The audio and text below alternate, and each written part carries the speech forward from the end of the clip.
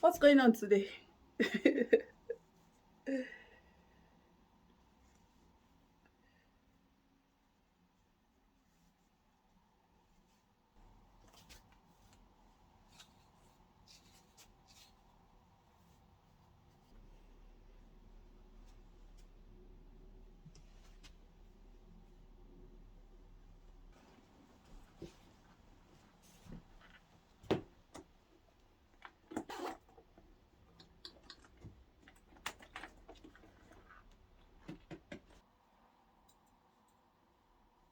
I wish everyone happy Sunday and a fruitful week ahead.